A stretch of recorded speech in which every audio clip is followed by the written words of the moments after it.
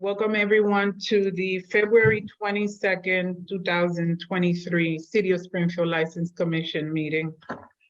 I'd like to start the meeting at 5:32 p.m. First item on the agenda is the approval of the minutes for the Springfield Board of License Commissioners hearing held on Wednesday, February 8th.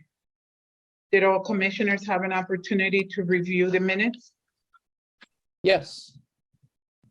Any questions or corrections? No? Yep. Okay, No, I do. you do. Okay, Fourth order of business says it was a section 77 hearing, which it was not. It was a hearing for a change of hours for Tucasa. And underneath that, it says petition for change of hours for Tucasa.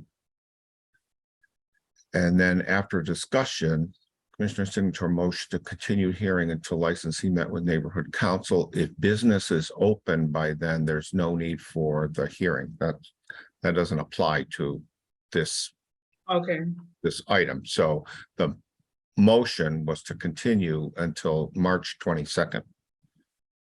okay, And that was approved by the commission. So this needs to read motion to continue to March 22nd.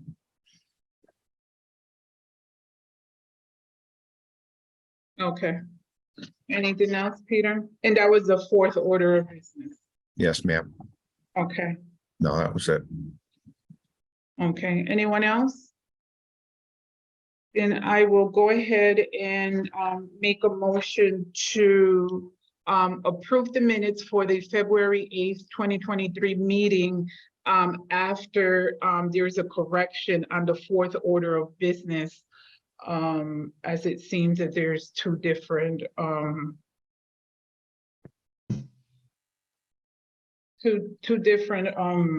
petitions here.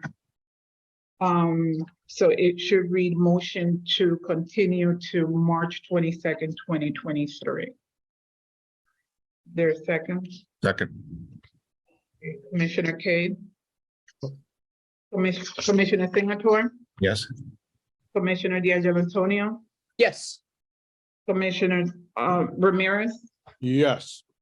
Commissioner Espinosa, yes. Okay. Second item on the agenda is the new petitions.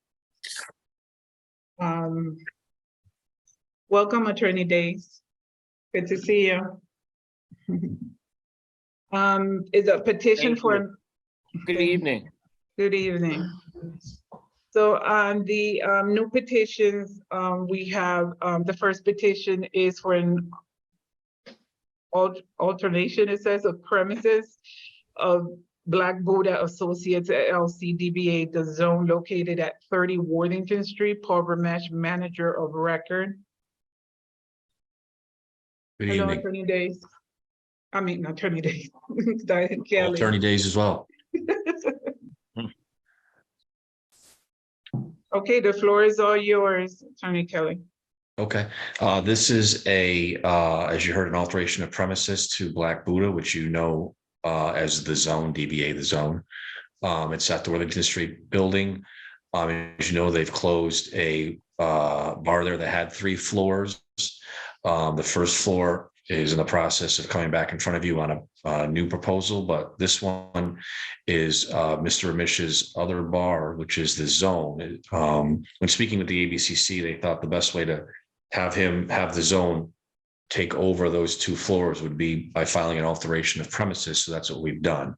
You'll see there'll be no way to get in and out of those 2 floors to what will soon be another entity at the first floor. This will simply be another part of the zone. And there'll be really no changes aesthetically that the public will know, other than that you could only get to these 2 floors in the patio via the zone. And that's essentially the proposal. All the same hours and, everything will apply. Okay, I think we had talked about this in a previous meeting. We wanted to make sure that the new entity that's coming in, they're only licensing that first floor and that's it. And that no Correct. one This is else. exactly. This is the other component of that for the second and third floor. Correct. Yes. Okay, so no one from the other entity will be able to access the other 3 floors?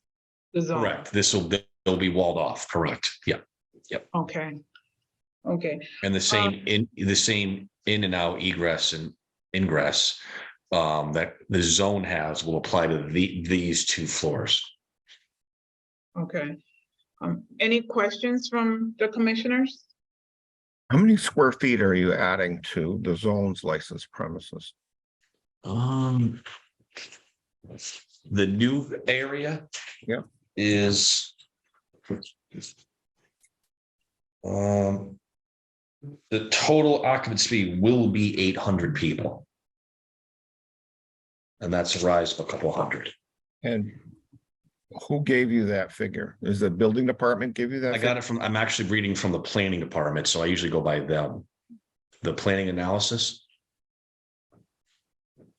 They gave you that figure? Well, it's on their planning analysis. It's on the first page of their planning analysis. Okay, That when you go to the plan, because we were at the planning board, as you know, last week. right. So that's the planning analysis they generate. Hmm. But the building, the occupancy is determined by the building department, no? It is, but since that's the most recent document I got from the city, I was going to go off of that. But obviously, before this place can open, the city building department will go in and have to do a sweep through, and then they will determine what they say the occupancy is. I was just going off that since the planning board was the last entity we were in front of. So approximately 800, Yes. you're estimating, or they're estimating. Yes. So they will give you a new certificate of occupancy before you occupy this area? Yes, they have to. Yeah. Okay. And there will be different exits for the zone patrons as for whatever appears on the first floor there. Yes. So the zone entrances and exits will be the same as they are right now for the zone, which are different from the other entity. The other entities only be on the first floor, so it'll be easy to walk in and out. These are the other floors above that will just be attached to the zone. At one point, I think years ago, I think when it was 10 years after, or maybe when it was Houlihan's, I believe this was actually one of the original configurations. Oh, okay. Before it was TJ Houlihan's. All right. So the occupants in the new area at closing time will exit into the current zone and out. Yes, it'll be part of the zone. It'll be reconfigured. Right. So you won't know that you're in a different entity. You'll think you're in the zone. Yeah. Okay. All right. That's it. Okay. I do have a question. It almost sounds that if the capacity is going to increase to that amount or somewhere near it, and this may be a question for Attorney Days and Attorney Paul, should we be requesting a new security plan? I think that would be appropriate. We have one for the zone. I'll simply resubmit that, but just add the other floors. Is that okay, Attorney Days? Yeah, that's fine.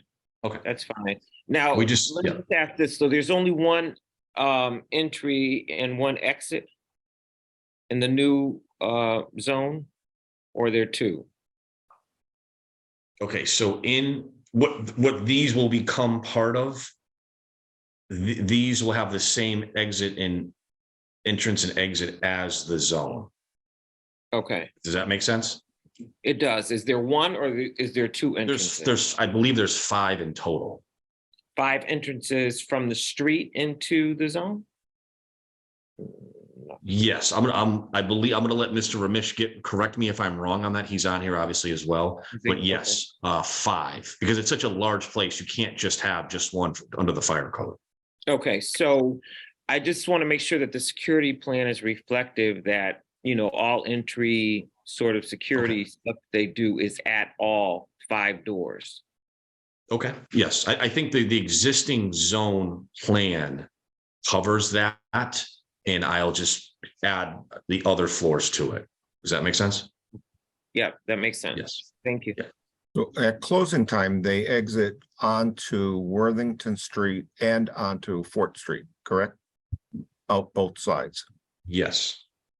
Okay, You can't have, because it's such a large footprint, you're not allowed, you're mandated by the fire code to have more than one exit Sure. and entrance. Yep. Hope I'm saying that correctly. sounds right to me. Okay, any other questions? No.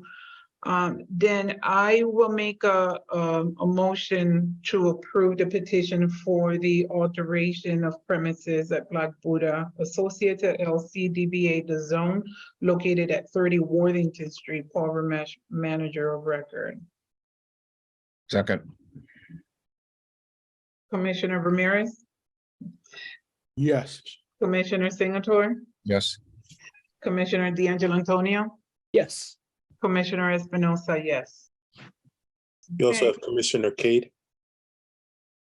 Oh, is he in, Commissioner? Yes, I Kane? am. I am Oh. in. I probably would skip that since I heard the last of that. But I do agree. Yes. Okay, Commissioner Espinosa, yes. Thank you. Thank you, Attorney Kelly. Thank you. Second, petition is a petition for a change of hours for Tukasa Restaurant, DBA Tukasa Restaurant, Inc. from 8 a.m. to 12 a.m. to 8 a.m. to 2 a.m. Lourdes Jimenez, manager of record. this is what we continued to March 22nd, right? Mm, Yes. It was continued to February 22nd, not March 22nd. March 22nd. March, yes, 22nd. Well, they're here today and they're on the agenda, so I think we should go ahead. So we continued them to March 22nd, but because they're on the agenda, we're going to hear them. The vote was to continue them to March 22nd. Attorney Days, I'm going by the agenda. Okay, give me a second. Mhm. It's my understanding that we continued it to February 22nd, not March 22nd. No, I reviewed the recording today. It's clearly March 22nd. Okay, was that a Scrivener's error? Was the intent to, what was the reasoning for waiting so long to continue them? To allow the Forest Park Civic Association to meet with the licensee. And they've done that, correct? Somebody here from the Forest Park Civic Association? I believe there, I think there is. Bill, are you representing the association?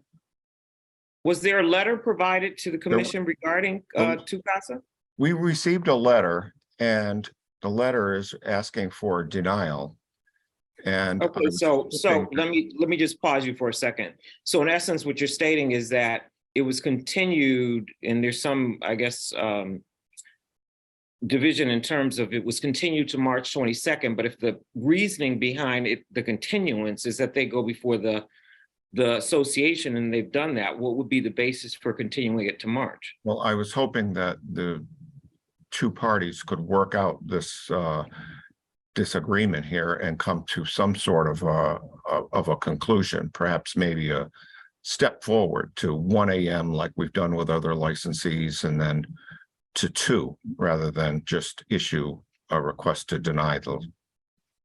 Well, I think, the request, and I'll say this again, and I've said this many times before, right, is that we request that they go before the neighborhood council.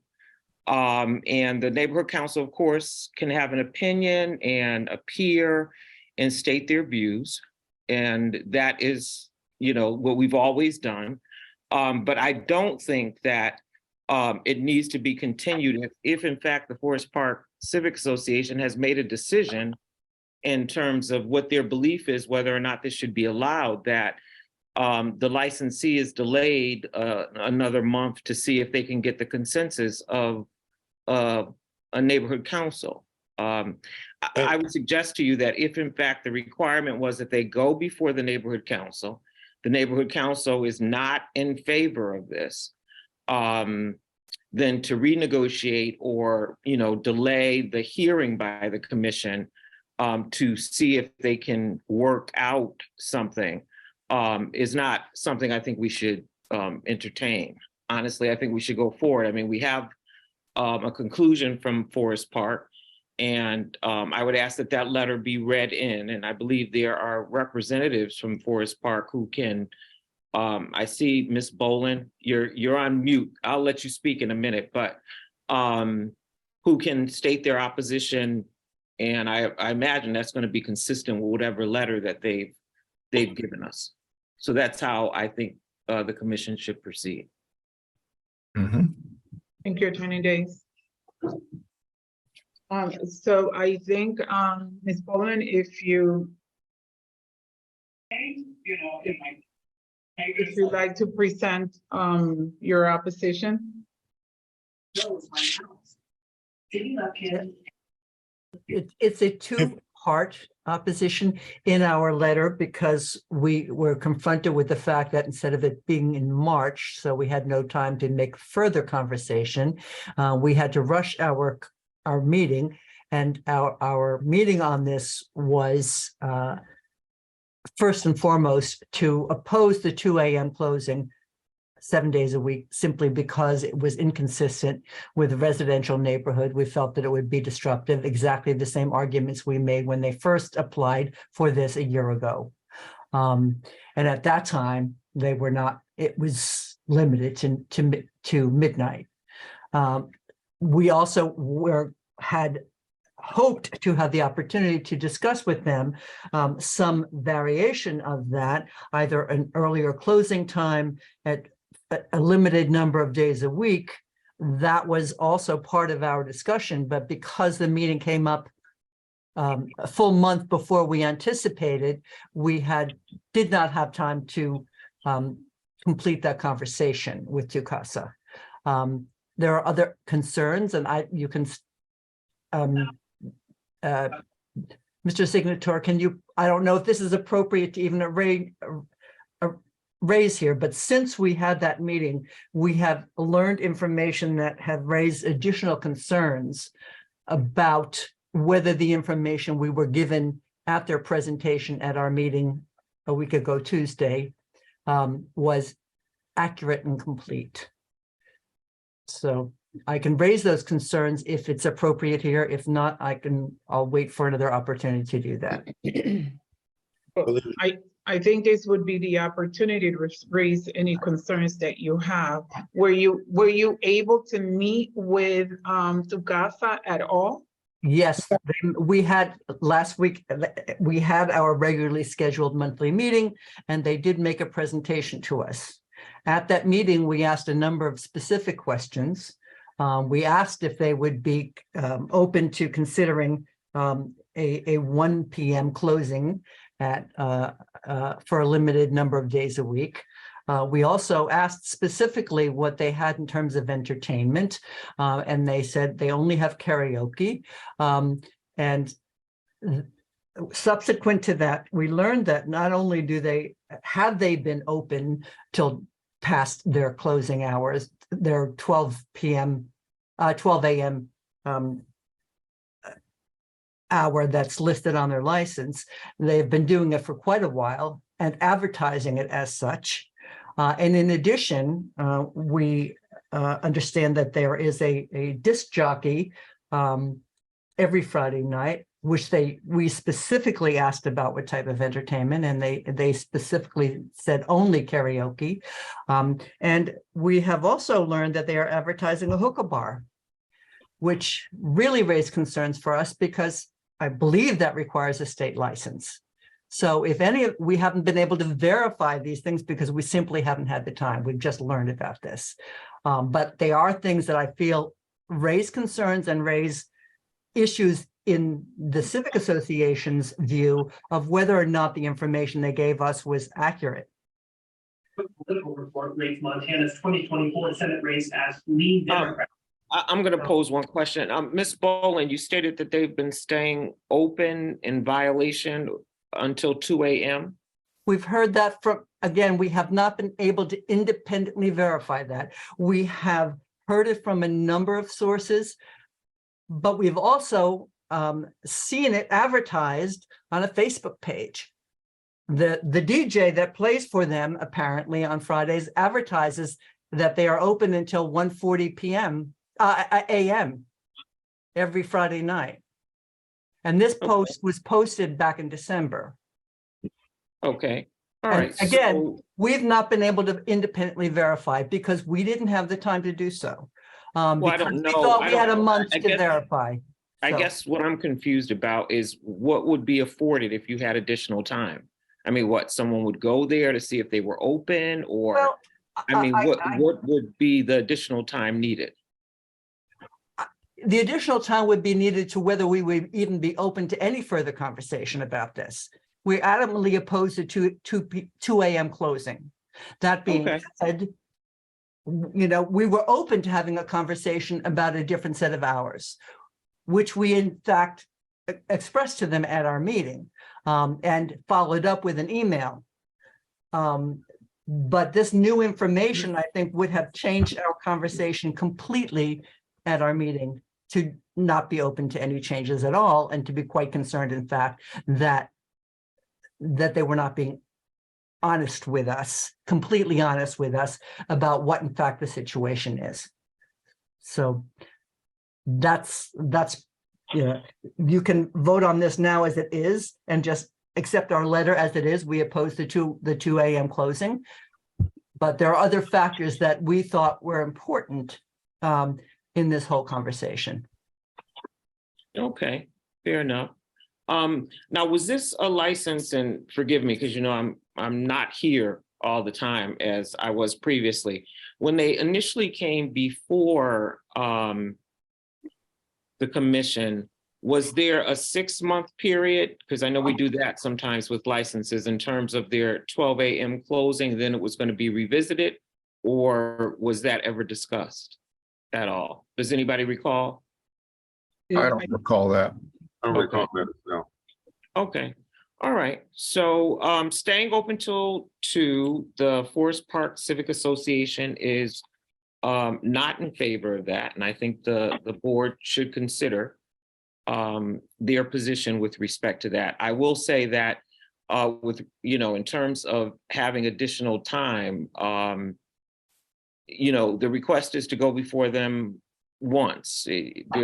The request is not that they go 2 or 3 times or continue to engage any civic association. If in fact there was enough, or based on what they heard when TUCASA came before them, for them to determine that they weren't in agreement with the 2 a.m.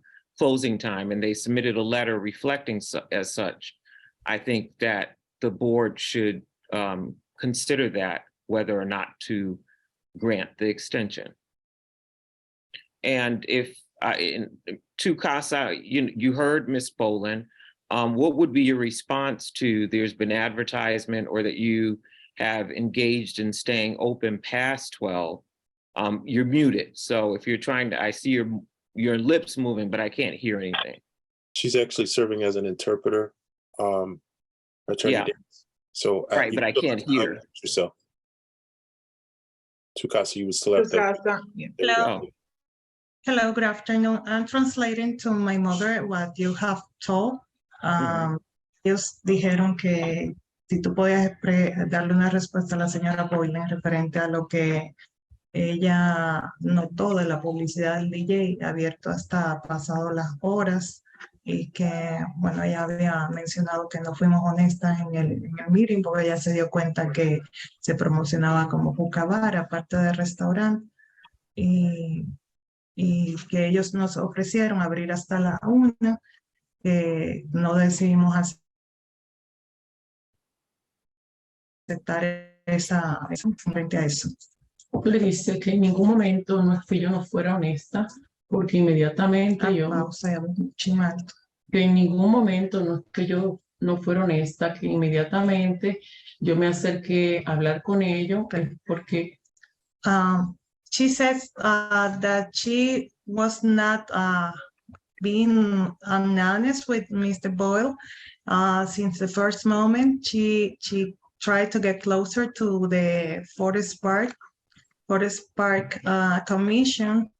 inmediatamente me acerqué a ellos es porque estoy queriendo ser honesta. And that's because she wants to be honest. Y yo le expliqué a ellos que yo quería sacar el permiso de entertainment hasta las 2 de la mañana. And she explained that she wanted to acquire the entertainment and the permit for liquor license until 2 a.m. Yo le llevé el menú donde el menú decía que estábamos abiertos hasta las 2 porque yo mandé a hacer la promoción en el momento que me llegó la licencia, que yo había aplicado hasta las 12, pero la licencia llegar hasta las 2, yo puse así, pero yo estoy cerrando a las 12. And when we print out the menu that we present to all the members of the Forest Park Board, it's what because we sent, when we apply for the change of hours, we print out a new promotion that we wanted to start it, and it have the hours included, but it's not that we don't have presented our menu options and what we have. Y estoy de acuerdo con ella de que yo tengo la promoción, de que estamos abiertos hasta las 2, pero yo estoy cerrando hasta las 12. Es como promoción, un negocio nuevo. Yo soy la que corro el negocio durante el día entero y no me puedo quedar hasta las 2 porque soy yo sola que tengo que estar al frente. And we know that we are doing some advertisements, but and as we are new business, we doing promotions as a new business to let the people know what we offer, but we are not currently open until 2 a.m. We're closing at 12, and that's the schedule we're holding. Y fue como yo le expliqué a ella que desde que yo adquirí el negocio ha sido muy cuesta baja para mí, ha sido como muy malo para mí, porque yo adquirí el negocio en el momento que empezó la pandemia y duré 7 rentas con el negocio cerrado. And as she explained in the meeting, we got the business and it was closed because of the pandemic. And she made a huge inversion here, and the business has been stopped for so long. Pero la pregunta es, espera un minuto. But the question is, so you're staying open till midnight now. So Ms. Boland has information though that, and I heard that you were, that you said you were advertising, but if you were you advertising that you were staying open to 1:45? Estamos promocionando que si estaremos abiertos hasta la 1. Si no estamos, que si la promoción ¿Entiende? dice que está abierto sí, hasta la 1, sí, la promo- que si se quedaba abierto hasta la 1. no, estamos abriendo hasta las 12. We're just open until 12. Pero lo dice hasta la 1. But promotion says until 1. Okay. No, But she was telling that because she had the license until 2. Okay. And what were your other concerns, Ms. Boland? Well, we were concerned about this ad that listed a hookah bar, which would be, was completely out of the blue. Okay. And Do you again, have a hookah license? Si tiene una licencia de hookah. Sí. Yeah, You have a license from the state and issued by the City of Springfield Health Department. You have a hookah license? Is that your si representation? tiene una licencia de la ciudad y de la Comisión de Salud. Yes, Okay, so they're representing that they have a hookah license, Ms. Bowler. What were the other issues? Those were the issues, that they were already apparently certainly advertising a later hour as far back as December. I don't know how much further back than that. And the menus presented to us said a 2 a.m. closing. And that is apparently the menu that DoorDash has, because I verified it. So those were the concerns. The hookah bar was a surprise to us. It certainly was not something that was ever brought before us, so we never had an opportunity to comment on it, because I am absolutely convinced there would have been strong opposition from the Civic Association. Okay. Thank you. I'd just like to ask Ms. Boland, have there been other problems like loud noise or anything like that coming from the restaurant? I have not heard of any, and certainly not come to us. And it is my understanding that they've had no violations. And at least that is what they reported to us. So from that point of view, we don't have any independently verified information about that. There's no loitering or anything like that, no disturbances. Not that I am aware of. Thank you. Any other questions? Their, excuse me, their Facebook page does indicate that they are open till 2 a.m.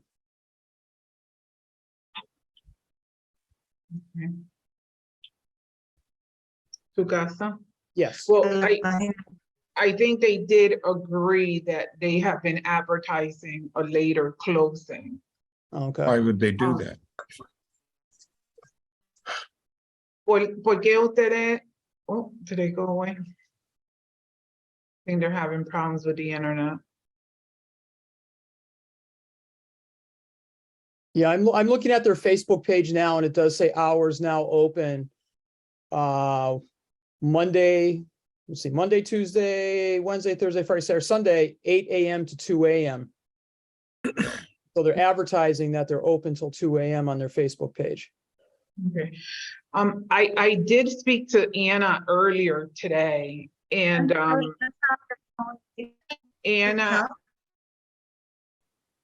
did.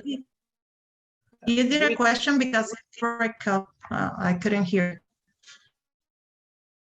I did. I was asking, well, Commissioner D'Angelo Antonio mentioned that your Facebook page does say 2 a.m. And her question was, why would you advertise 2 a.m.? Porque hicimos la promoción en Facebook hasta las 12 de la mañana. Sí. Porque cuando yo apliqué hasta las 2, y en la reunión me dijeron en el Zoom que nada más iba a ser hasta las 12, pero al mandármela hasta las 2, yo por eso mandé a hacer la promoción hasta las 2. She said that she knew that the opening was until midnight, but then she received the license, and she started to think about doing the promotion until 2 a.m. and she sent to print out the new menus and put the promotion on the Facebook page of the restaurant. Promotion, so that people will know that we could stay late until late, because usually it was closed at midnight. Well, that doesn't even make any sense. Well, I did, if I may, I did speak to Anna today. And Anna did tell me that the last meeting that we had, we did agree to a 12 a.m. closing. for 6 months, and then they were to, if they stayed free of any trouble, that we would consider a later opening at that time, as we've done in the past with other restaurants. She did say that they did not have any violations, any problems. And she also mentioned that their license was given to them with a 2 a.m. closing, the original license. The second license, when they, the second license they just received is also states 2 a.m. So I think this is where the confusion is, that they knew that it was a 12 a.m., but that in 6 months it would be looked at again. And the fact that they received a license twice, the original and the renewal, and they both stated 2 a.m. I'm looking at a Facebook post here from August 26th from Carlitos Way. Enjoy an amazing Friday Sabroso night along with DJ Carlitos Way every Friday from 9 p.m. to 1:40 a.m. at Tu Casa. That was in August. So, Commissioner, Madam Chair, you're saying that the license had a 2 a.m. closing, the original and the second license?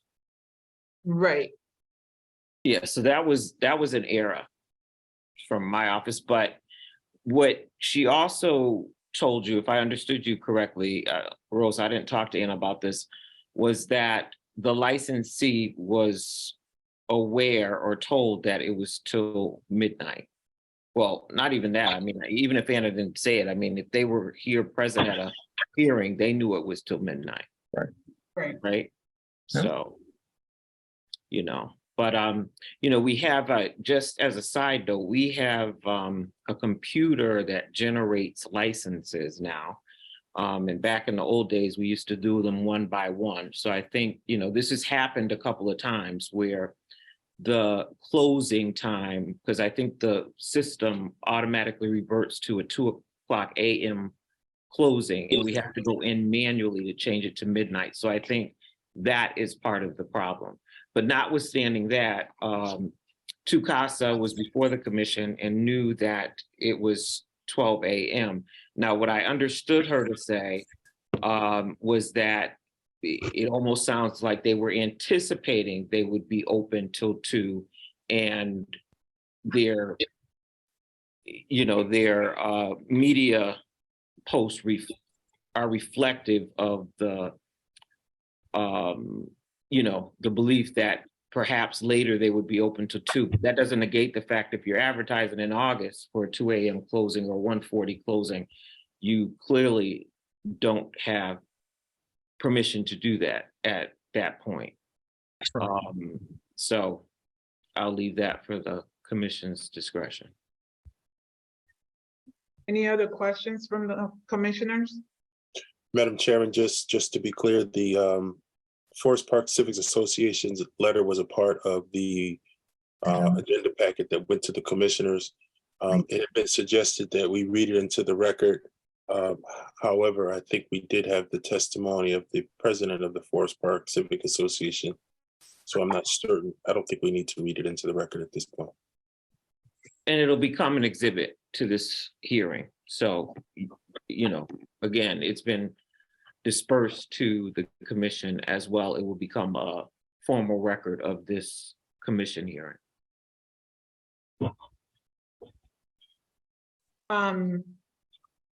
I'd like to ask the commissioners if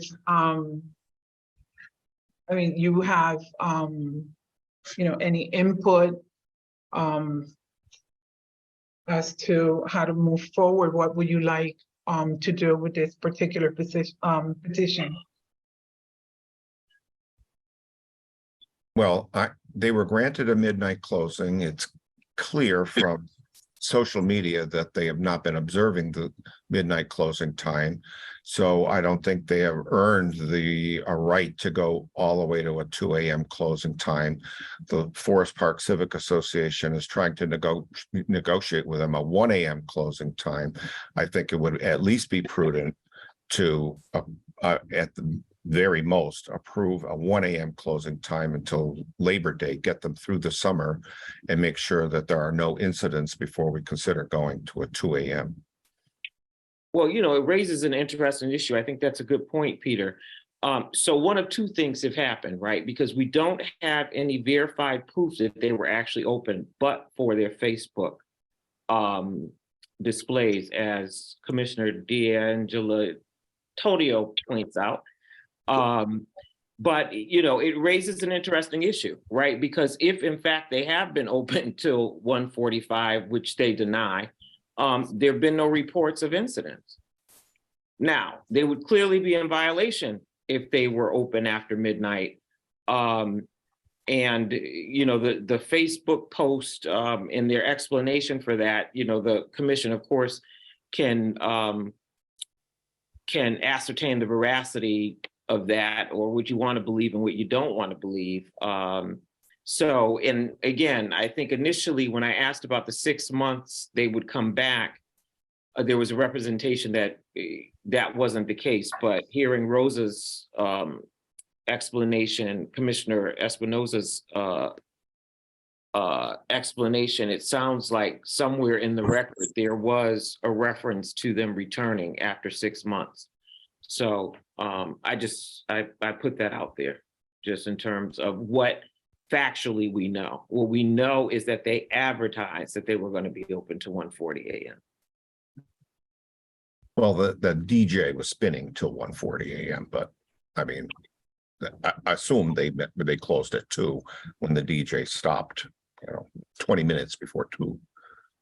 Well, again, what we don't have documentation or proof that they in fact were open. We have proof, though, that they were advertising they were going to be open to such time. Right. And again, as I said previously, you know, the commission can evaluate whether the veracity of Tukasa in terms of them, if I understood correctly, you know, that it was in anticipation of being open at 2 o'clock later.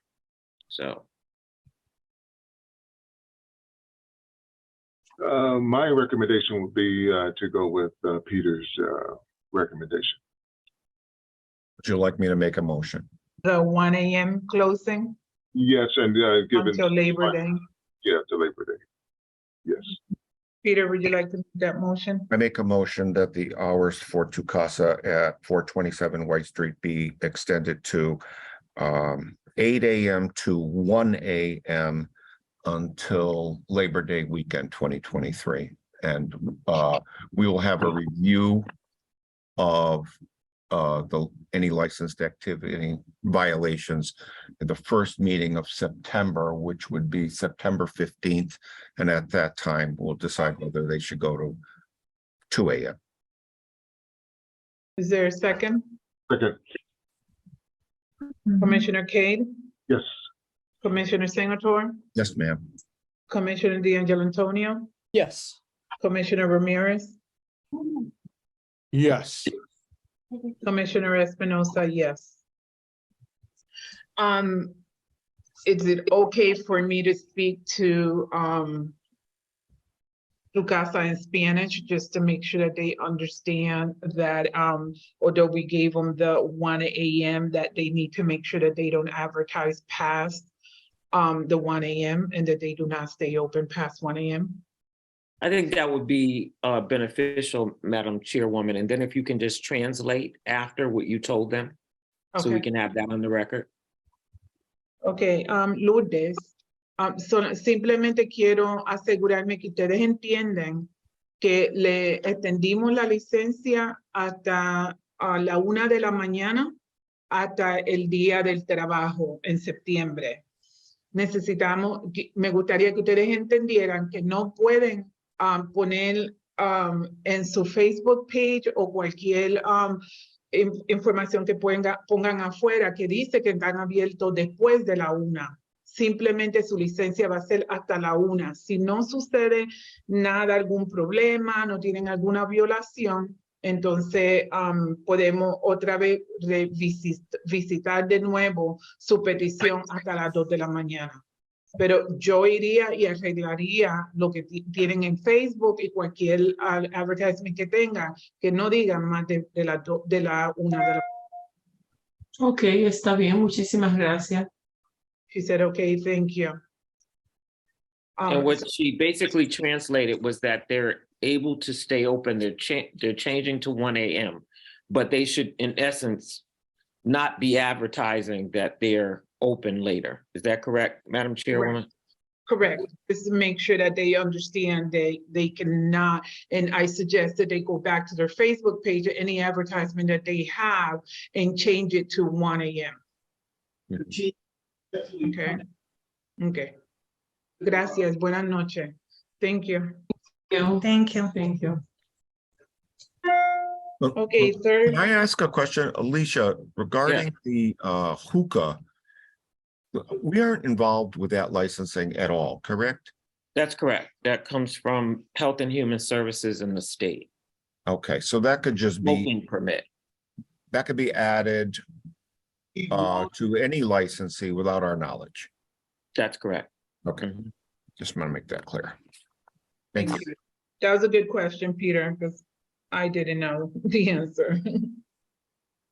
Okay, the third item is a petition for a change of new all alcohol package store seasonal license of Pit Stop Food and Fuel Inc., DBA Pit Stop and Fuel Inc., located at 736, 740 Boston Road, Hardig Goring, manager of record.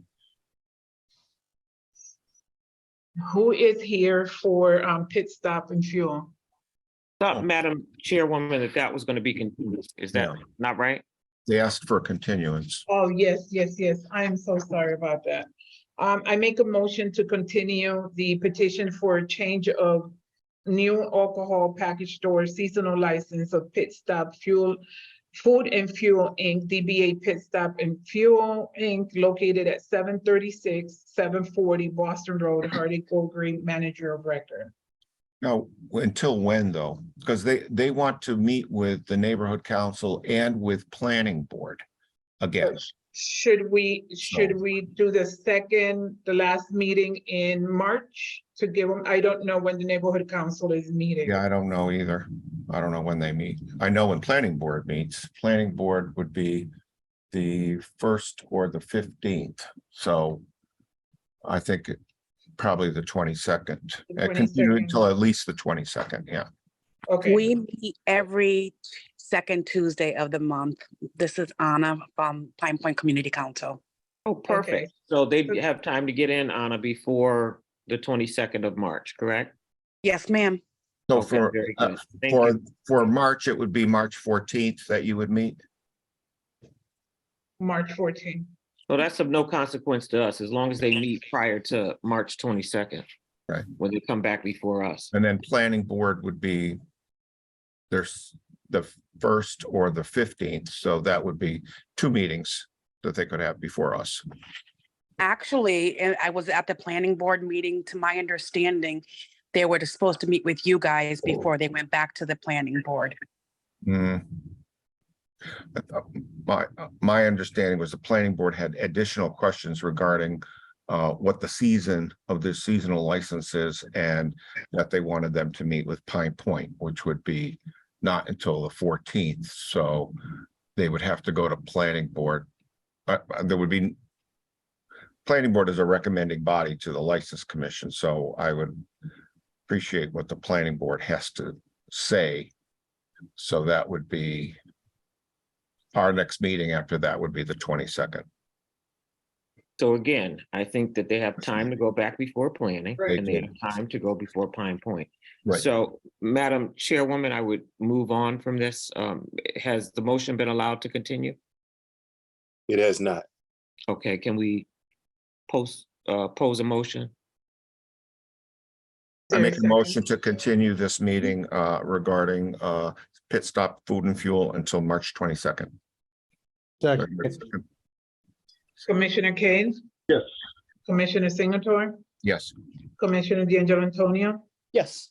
Commissioner Ramirez, Yes. Commissioner Espinosa, yes. Okay, this motion's been continued. I mean, this petition's been continued to March 22nd. Okay, our next item is a pre-hearing conference for Assad and Paul LLC DBA The Hookah Factory located at 296 Cooley Street. Assad one manager of record incident of December 23rd, 2022. Failure to call police, failure to identify self in licensed premise, hindering a police investigation, violation of security plan number 3, failure to warn patrons prior to entrance, also violation of security plan number 4, failure to provide cooperative assistance in an investigation, violation of security plan number 5, failure to notify police when an act of violence occurs inside the premise, outside the premise, in the area that would be considered in view of the premise.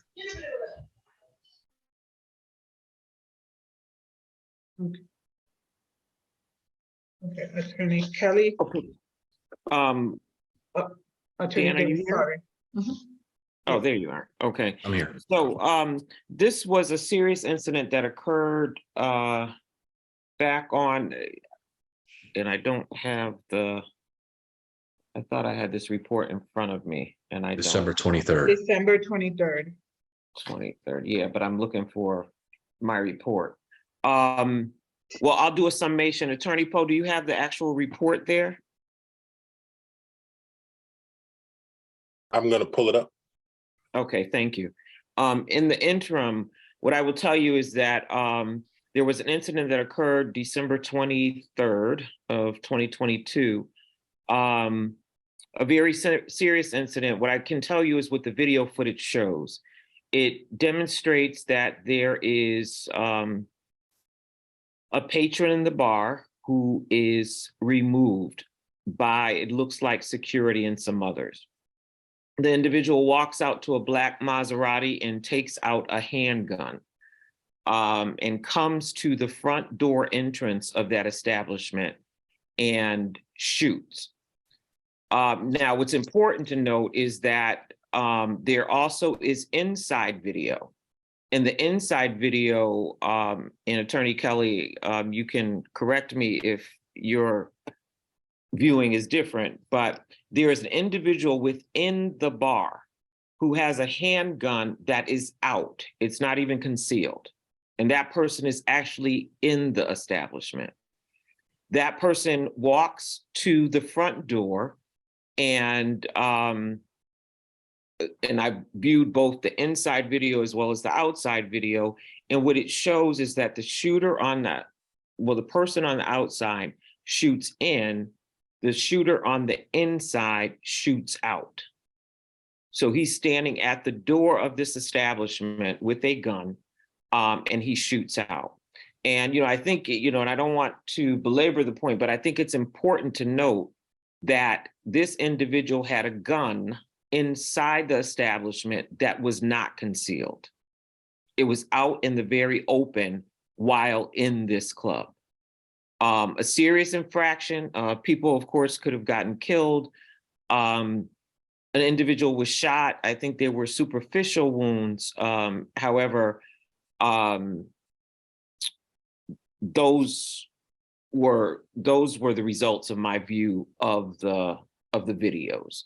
And Attorney Paul, I just would rely on you to recite the facts as outlined in the report. So the report was issued by the Springfield Police Department Firearms Investigation Unit. It was authored by Officer Barry Delmarter. I believe he's here with us. The incident is from a shot spotter call that on December 23rd at 1:52, officers were dispatched at 296 Cooley Street, the hookah factory, for a report of shots fired. Officers spoke with multiple people located in the vicinity who stated they heard sounds but did not know the location of where the sounds came from. Officers located 2 40mm shell casings and noted that one casing was found just inches from the entrance of the hookah factory, while the second casing was located 6 or 8 feet away from the entrance. Officers made contact with 2 males from the hookah factory. One claimed to be the manager and refused to identify himself, while the other male identified himself as Asad Awan and told officers he was the owner. Officers noted that Mr. Awan was hesitant to retrieve licenses when requested, but did provide paperwork to the officers. Officers noted that there were cameras facing directly at the front door, and Mr. Awan told them that a guy that deals with the video would be there within an hour. Mr. Awan told them, have I been lost? Mr. Awan told the officers that he would be unable to reach the guy, and that if the officers want the video, he can have his attorney send the footage. Officer called the detective for a unit to photograph the scene and collect evidence. The officer attaches a copy of the narrative of the incident report. As officers awaited the detective unit, they heard that there was a gunshot victim who was driven to Bay State Medical Center. This victim was uncooperative and did not give any information to the officers on scene at the hospital other than his name. Officer noticed that the male was grazed twice by gunfire, one to the inner left thigh and one to the left hip. He claimed he did not know where or how he sustained these injuries. He was dropped off by a black Maserati. Subsequent efforts to locate this vehicle that morning were unsuccessful. Officers noted that approximately 20 minutes prior to the victim's arrival at the hospital, there was a shots fired call at 296 Cooley Street. Attached is a copy of the narrative of the incident of that. Also attached is a copy of the special report of strategic impact unit authored by one of the responding officers summarizing the shots fired at the hookah factory. This report states that when the officers asked to review the video footage, the owner began to act evasive and later told them that the officers can receive the footage through their attorney. There's more.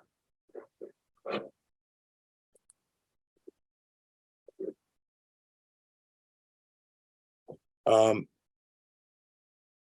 CAD was reviewed from 12 to 3 a.m. on December 23rd, 2022. There was one call to the hookah factory during this time period for shots fired initiated at 1:52 a.m. This call was made by a resident who lives nearby the hookah factory. The narrative indicates that she heard screaming and 5 shots fired. There was also a call to Bay State Medical Center for a gunshot victim, which was initiated at 2:12 a.m. There were no calls made to the police by the staff of the hookah factory to report this incident.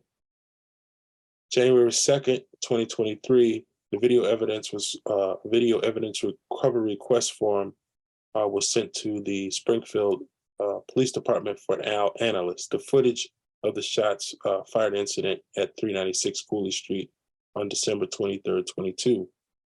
On January 4th, Detective Corey advised that Asad Awan provided a thumb drive with the video footage. On January 5th, 2023, this video was reviewed. The video provided by Mr. Asad was reviewed. This footage was downloaded to a disk and available for review. Numerous images were extracted from the video footage that are included in the evidence. These images have also been printed and attached to this report. The video provided by Mr. Asad on January 4th are from 2 cameras. One camera captures the area just inside the entrance, while the second camera captures the area immediately outside of the entrance of the parking lot. Detective Corey advised that there was no access to a DVR to retrieve footage themselves.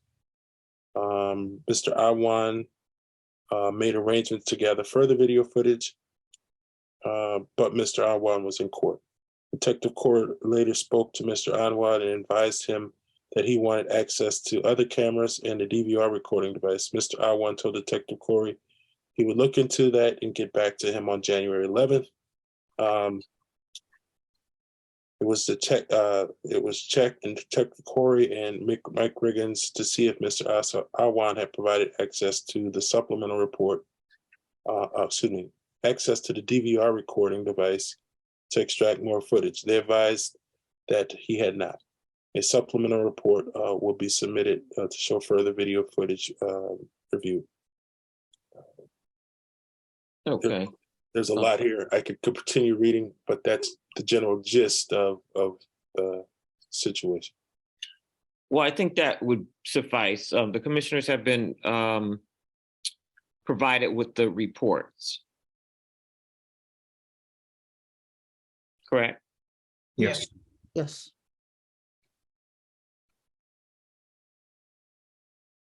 Okay, so I'm pausing a bit because Attorney Kelly, I believe is. There I am. Alicia, did you ask for a response from Attorney Kelly after your introduction? Or no? No. Oh, all You right. mean response? How? Yeah, a response to what you originally stated. I was waiting for a response from him, but he was muted, so he didn't. No, okay. With respect to the video footage, is that what you mean? Your introduction before you went to Attorney Poe. Oh, yeah. Oh, yeah. My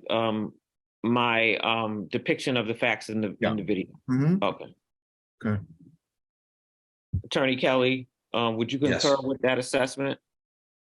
Yeah, so the person, just want to clarify, the person did run back in with the gun when the shooting, and I have Mr. Awan here, but the facts, I mean, the video, you picked it correctly, the facts, you picked it correctly. I just want to point out, the police say he was evasive. I understand why they would feel that way. I can tell you, having spoken to him, he was just extremely shooken up, as you may expect, given that he was that close to gunfire. He was just shooken up and just a little numb at the time. And he did provide everything. So I hope police can understand he's not a first responder. He was shooken up. And it didn't mean to come off evasive. But other than that, characterization, the video is the video, and it shows what you explained it shows. It's a very serious event. We have no quarrel with just extremely how serious it is and how lucky they were that the injuries, if any, were kept to a minimum. Okay, so Attorney Kelly and I spoke earlier, and consistent with the policies and the rules and regulations of the License Commission, my discussion with Attorney Kelly and his client, as I understand it, is willing to accept it, is that there be 5 days on each count, which would equal 30 days suspension. So there's 6 counts, 5 days on each, all to be served, and to be served from Thursday through Sunday of each week. I also spoke to Attorney Kelly, and I'm sorry, Dan, I didn't get back to you earlier today, but about their security plan. So the security plan, a couple of things. At the time, Mr. Ramesh has relinquished any involvement that he has with hookah, so with the hookah factory. Therefore, I'm asking that a new security plan be authored, and with the signature of Mr. Assad. Yes. Yeah. Okay. He's right here. He's with me. Also, Attorney Kelly, I'm going to request that there be mention of the amount of security cameras that they have, the retention period, and that they will relinquish any and all video as requested by the police. And if you can ask Mr. Assad, or if you know, how long is the retention period now on the cameras that are outside? He's telling me it's 30 days. It's 30 days. And the camera, how many cameras are present in the camera? He thinks there's 8, but he's going to triple check tonight. I'll go up there and I'll get back to you shortly, but he thinks there's 8. Okay. All right. So I'm going to ask that be incorporated into the security plan. In addition to that, number 6 talks about at the first sign of trouble from patron. If that can be more delineated in this, what does trouble mean? I mean, Okay. clearly them having a gun that's visible honestly, as I've shared with Attorney Kelly, is frightening. I mean, so what kind of establishment allows someone to sit and be present in their establishment with a gun in their hand, not even put away? So does Mr. Assad have an answer to that, or do you, Not a Attorney? good one. I mean, it's clearly a violation. We're not going to try to explain it away. We're not going to try to mitigate it away. It's wrong. We're not going to give you an excuse. That would be a poor one. It's wrong. They are in the wrong. They're accepting it. Here to accept the penalty. Okay. So do they have wands? Yes, they do have them. Okay. Okay. So they And he has today has ordered, and I'm going to add this in the security plan as well. They ordered like a metal detector. Before it just had the handheld wands. They're going to add in the metal detector. Like a walk through airport medical? Yes. Yep. Wow. So he already has a wand, you said, Yes. but still someone was able to come in and not only come in with a weapon, but pretty much have it out in the open, and he saw nothing wrong with that. He sees a lot wrong with it, but I think it was in the commotion of the shooting. The shots were fired. The person ran outside and ran back in. But if I understood correctly, the weapon was just, it was Yes. there. It would be Yes. prior to the commotion that happened. No, the shots outside were the first triggering event. He ran outside and ran back in. But he was let back in. Is that correct, Attorney Days? I didn't see the video. I'm missing something. Who ran outside? What do you mean? The person, you could see him go outside to the car and come back in, but he is in. But that's when the shots were fired outside before. Then they were shot. There was a shot spotter outside, and then the second round of shots was the shots that were being described back and forth. So you see him lead back and forth. He was let back in with a gun. Yes. No, at the point that I see the guy who's in there, he's standing against a wall. Yes. Inside. There's nothing, there doesn't appear to be anything going on at that point except them removing the second shooter who goes to his car and gets a gun and comes back. But the individual that I'm describing is literally standing in the club against the wall. I think he had a cane at some point. He was kind of leaning against the wall, but the gun is in his other hand, out by his side. Okay. Yeah. So that's what I think. I'll go with your characterization. Okay. There's no excuse. I don't want to. Any excuse I'm going to offer by way of mitigation will not be a good one. So there's just no excuse. It's completely in the wrong. Were there two people with guns? Correct. Yes, but only one inside. Oh, okay. Someone was ejected, went to a car, and then began shooting. Right. And there was somebody inside who had a gun and was shooting back at him. Correct. Oh, boy. All right, Mr. Attorney Kelly. Yes. In response to the uncooperation with the police officers, one, why did it take so long to get footage? And why the lack of cooperation with the police officers in this situation where there's a shooting? It wasn't where there was like a fight. There was handguns involved. My problem that I have is the lack of cooperation. I see this as trying to cover situations up for the police are unable to identify other people involved. Please explain that part to me, or have your client, if he may, explain that to us, because I have a major problem with that. If the establishment is not going to cooperate with the law enforcement people in our city, I don't think they should be open in our city. Okay, I don't, again, I agree with everything you just said. I'll start, he's here, but I'll start at the beginning. He was extremely shooken up. He'd never been exposed to anything like that before, never thought he'd ever be exposed to something like that before. So to be there and have the bullets, that the shooting going on while he's in the midst of it was a life-altering experience for him. And quite frankly, he told me he was numb for like the next day afterwards. So, and I get why it may have come off as evasive, but he was just scared. He was just scared and shooken up and could barely talk. He was in a state of shock. He's not a trained first responder. He's not a police officer. Or a trained first responder. This was a shocking moment to him.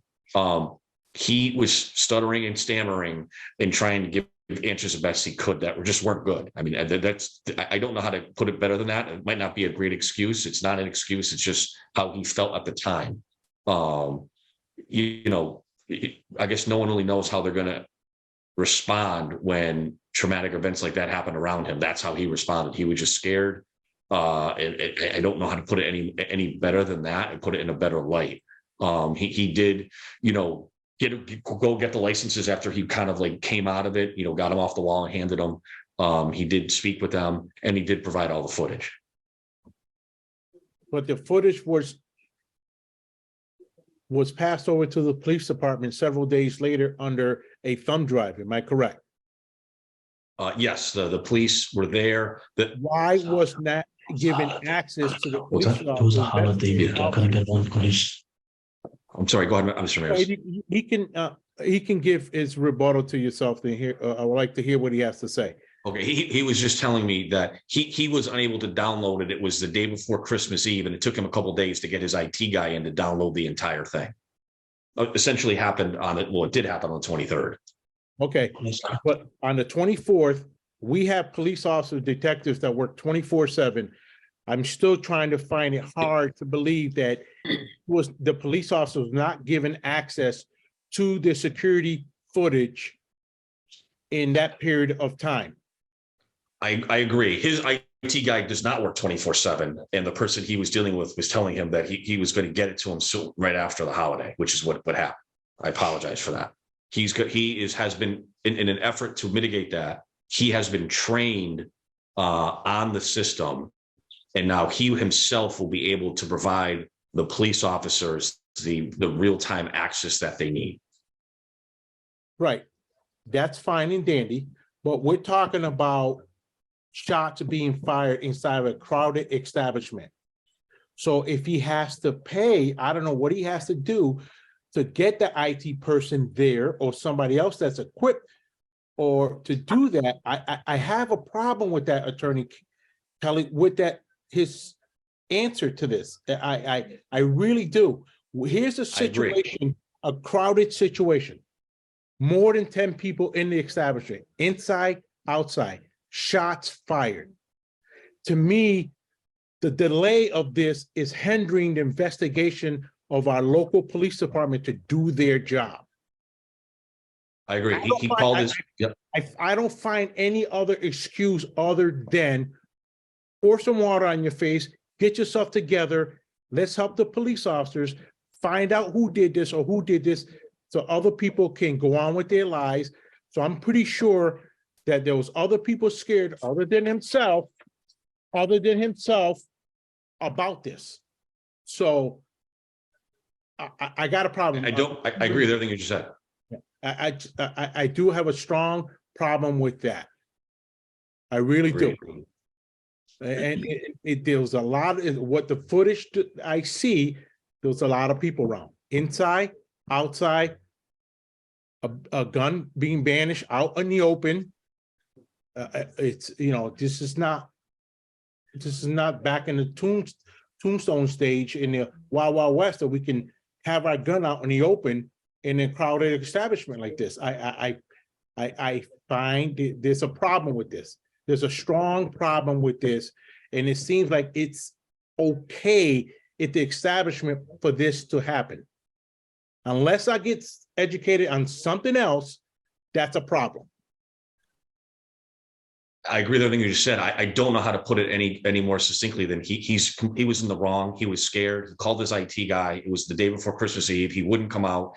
He got his IT guy right after Christmas and provided the complete download of the entire night to the police department. That will not happen again. He's been trained. He can now download it. Like he wishes he could have a time machine and go back and handle it differently, but he didn't. And he acknowledges that he was in the wrong with everything you just said. I do have a question. Was he scared or concerned when he noticed that one of his patrons had a gun in his establishment? Yeah, very. Yet he chose not to escort them out.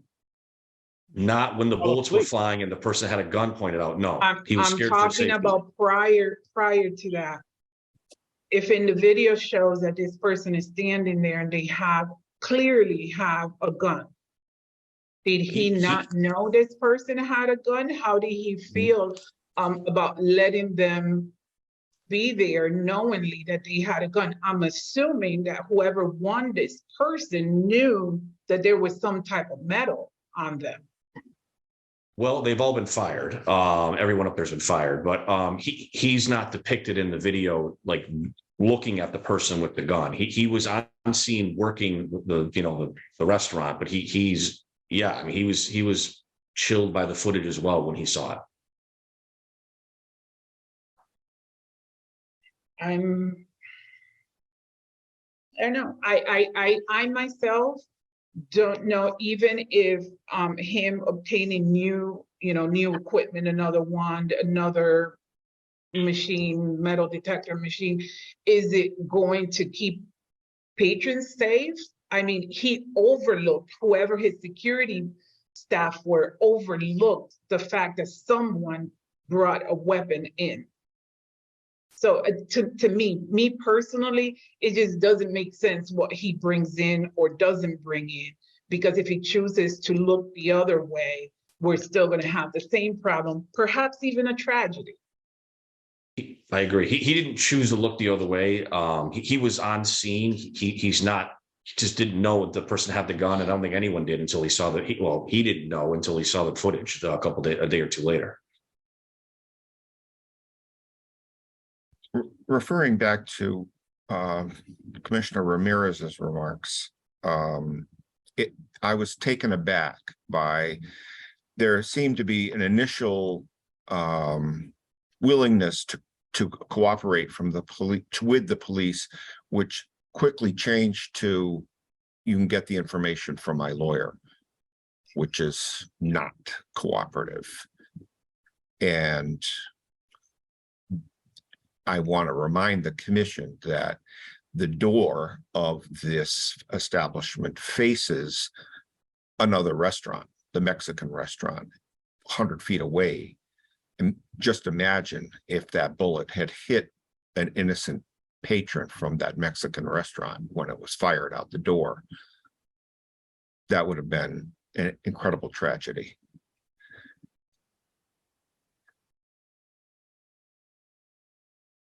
I don't know what else to say.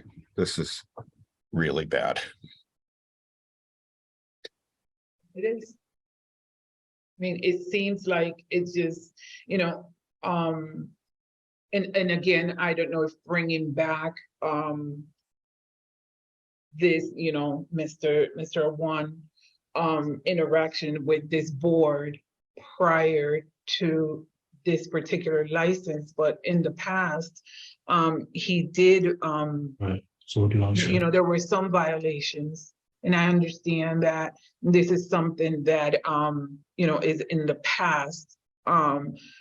But, it's just, I don't know. It seems to me like it's escalating. His lack of care, I think, is escalating.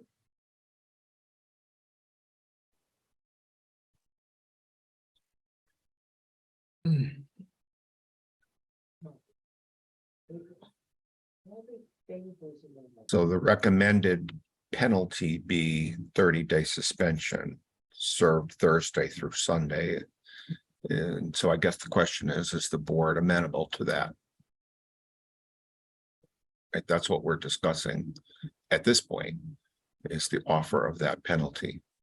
That doesn't divide you equally by 4, you guys, could have been 32 days and then it would have been 8 solid weeks. So So they just be closed that last week, Thursday and Friday, Commissioner. That's fine. We'll do whatever the commission feels appropriate. We're just picking the maximum penalty and running a consecutive on every charge under your board guidelines. But we'll do if that's on the last weekend, if you wanted to structure it differently, then, or however you want to structure it, then. So in addition to that, there's going to be an airport's metal detector installed at the door in this little tiny establishment, which is really sad. And changes made to the security plan suggested by Attorney Days. Yes, and following up on what Mr. Ramirez suggested, his comments, I will put in the security plan that someone on premises must have the ability to work and download the system upon request by the city.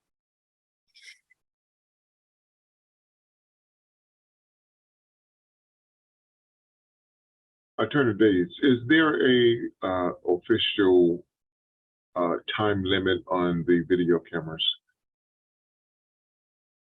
No, they vary. Commissioner The retention.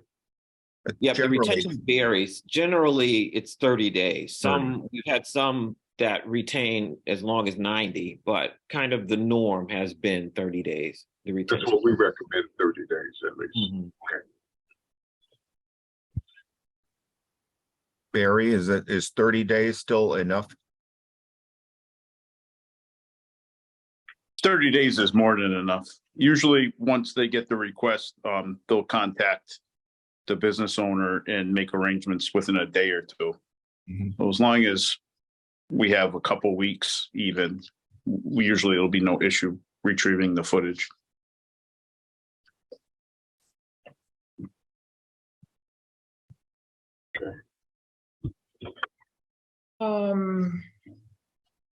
So Attorney Days, we are looking at 32 days perhaps, Thursday to be served Thursday, Friday, Saturday, Sundays. Correct.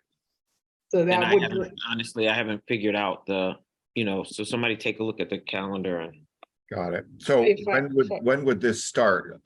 You need time to write this up and deliver it to Attorney Kelly?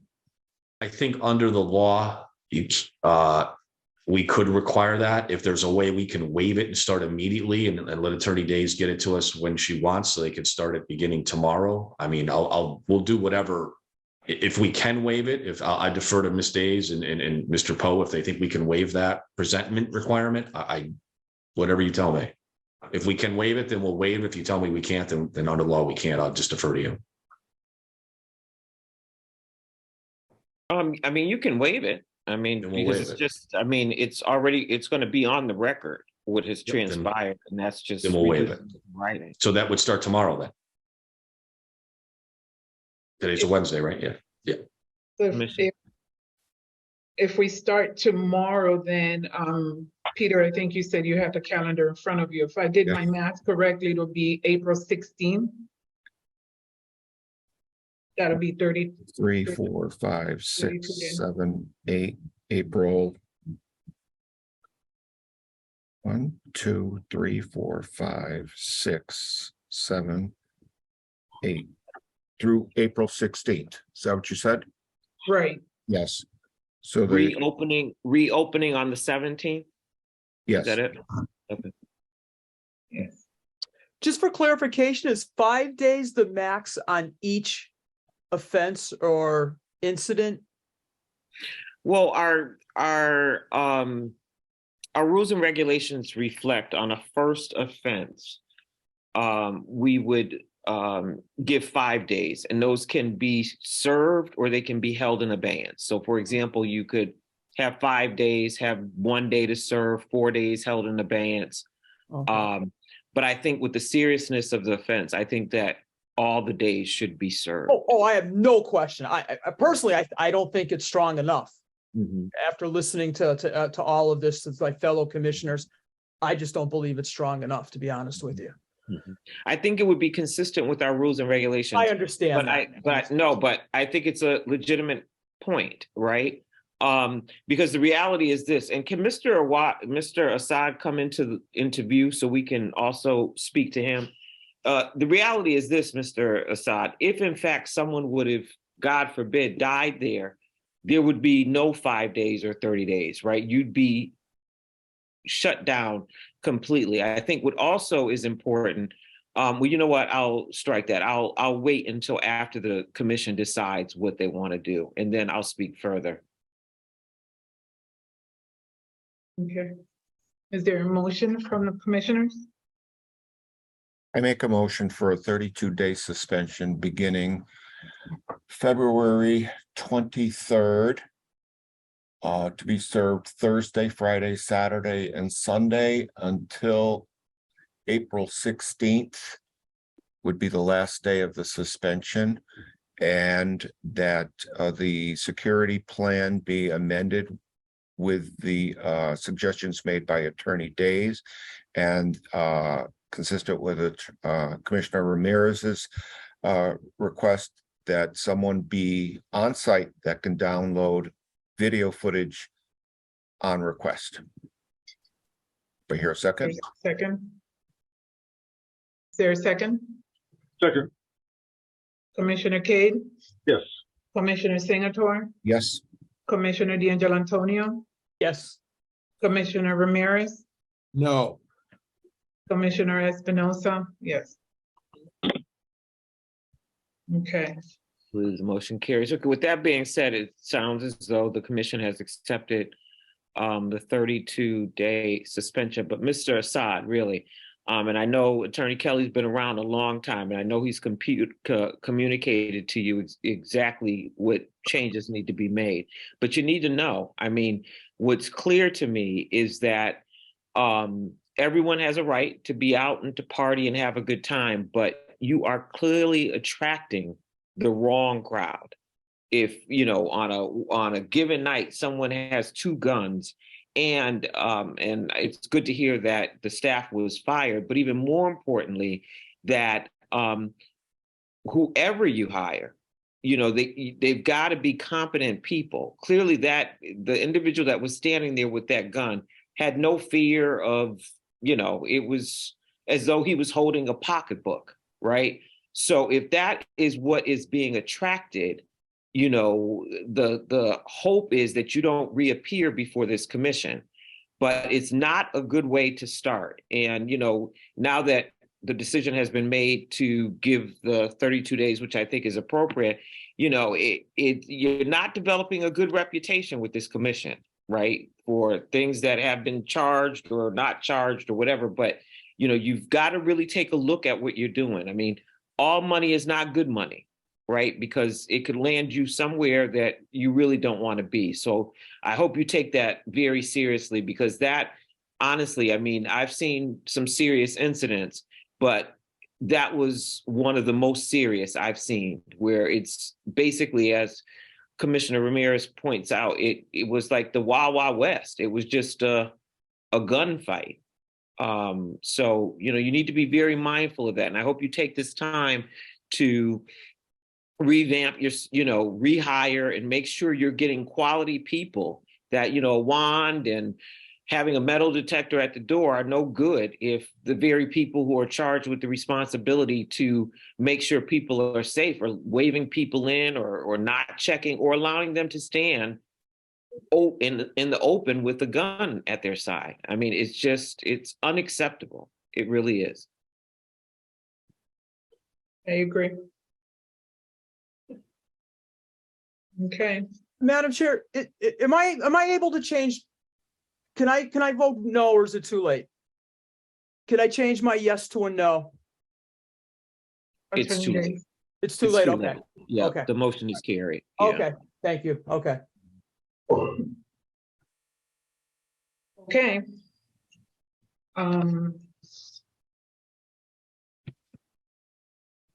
Attorney Kelly, if you can get that information to Attorney Days in terms of Yes. the security. I'll email to Anna and CC Attorney Days.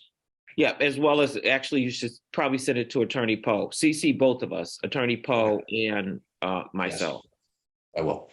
Okay, with that being said, good folks, Peter Signator sent me an email, a text message saying it's snowing outside. So I think We're the only ones here at City Hall who have to I drive know, home. and I think I'm going to, with that being said, I'll leave you in the capable hands of. Hey, wait a minute. You're We have leaving. one more. I am. Even Peter. Oh, I will unlock my car and you can brush my car off for me before you Don't leave. think, is it snowing that bad? Is it snowing where it's I sticking? think you're gonna need a brush or Oh, Attorney Days, before you go, we do have one last one that you and I have been working on, is the center stage one. okay, and that's the one that's gonna be continued. oh, okay. Center stage is gonna be continued. Need to take a look at the videos and do some other things, but I'm gonna ask that one be continued. Well, I have a just one thing before you leave, Alicia. Joanne Askins is no longer employed there? Correct. I emailed the commission a few weeks ago and told them that Ms. Vi will be was the manager and will be filing a change of manager. I notified the commission that a few weeks ago regarding We don't have that. We don't have a manager candidate yet. Well, it's going to be Ms. Vi, and she'll be going on there as I think another. I don't want to get too ahead of myself as there's people's employees involved, but there may be another establishment that she's currently the manager on will no longer be in operation. Oh, all right. Okay. Thank you. So that's continued to when? So Let's go to March 22nd for that one. Is that, are you available then, Attorney Kelly? I think so, yes. I'll make myself available. Make a motion to continue to March 22nd. Do I hear a second? Commissioner Cade? Yes. Commissioner Singleton? Yes. Commissioner D'Angelo Antonio? Yes. Commissioner Ramirez? Yes. Commissioner Espinosa, yes. Okay, good people. It's good to see you as it always is. It's time to go. And Peter's gonna be leaving also because he's gonna go clean my car off. But I'll see you later. Thank you, Attorney Poe, for completing the meeting. See you guys. Bye. Bye. Yeah, see you later. Oh, you know what? I'm co-host. Am I gonna knock the whole meeting out? You're host though, right? Yep, we'll be Okay. fine. Okay. Bye. See you later. Okay, next item on the agenda is a Section 77 hearing for Cozy Cafe located at 666 State Street. Ms. Ellen Boynton, Manager of Record. Anyone here from Cozy Cafe? No. Is this the second time that, yes, Yes, it is. okay. What is the suggestion? We continue again or? Well, I mean, I'm assuming they got notice of both of these meetings, and we've had this situation before where the licensee just doesn't appear and the commission eventually takes a vote to cancel the license. So I would suggest we send them a letter saying unless they appear at the next meeting, their license will be canceled. That might get them here. I concur. Okay, so I make a motion to continue Cozy Cafe, Section 77 hearing to March 8th. Yes. Okay, is there a second? Second. Second. Commissioner Cade, Yes. Commissioner Singleton, Yes. Commissioner D'Angelo Antonio, Yes. Commissioner Ramirez, Yes. Commissioner Espinosa, yes. Madam Chair, who would be Yes. writing that letter? Attorney Poe? Yes, I'll write it. I'll Okay. send cease and desist, so we'll in the Section 77. I'll write that. Okay. down. All right. Okay. We have another Section 77 issue. The Shaking Crab right across the street here has had a notice on their door temporarily closed for a month, I would say. And I noticed it today when I went over to FedEx, it's still there. They're not open, they're not operating, which is in violation. They need to tell us if they're going to close and for how long. And rumor on Facebook is that they are closed permanently, although the sign doesn't say that. So we should invite them in for a Section 77 hearing as well, ask what they're doing with their license. Okay. Good. So the next item are the administrative review of incident reports. Yep. Okay, we have Solimar Restaurant and Bar incident of January 15, 2023. Did everyone have an opportunity to read the report? No. Yeah, yes. Oh, I did. Yeah. I did. No. Okay. Any questions? No. No, Did I make a motion to take no action? second. Okay. And okay, Attorney Kane. Commissioner Kane, Yes. Commissioner Singleton, Yes. Commissioner D'Angelo Antonio, Yes. Commissioner Ramirez. Oh, you didn't Yes. read it. I didn't read it, so I'm abstaining. Okay. And Commissioner Espinosa, yes. The second one is Top Shelf incident of January 29th, 2023. Did we read it? Yes. Read the report. Any questions? Okay, I make a motion to take no action. Other than to cite that this is exceptionally tragic. It is. This Yeah. It is. awful, but I agree. Second. Commissioner Cade, Yes. Commissioner Singleton, Yes. Commissioner D'Angelo Antonio, Yes. Commissioner Ramirez, Yes. Commissioner Espinosa, yes. Well, I think that is it. Peter, you may still have time to clean Attorney Clean Dave's Alicia's vehicle. car. Yes. Yes. I make a motion to adjourn at 7:04. Second. Commissioner Cade, Yes. Commissioner Singleton, Yes. Commissioner D'Angelo Antonio, Yes. Commissioner Ramirez, Yes. Commissioner Espinosa, yes. But before we go, Commissioner Ramirez's wife has a birthday today. Happy birthday to Damaris. Happy birthday. Happy birthday. Sorry that we kept him for so long. Thank you. Enjoy. Take care. Good night, everyone. Night. Bye. Bye.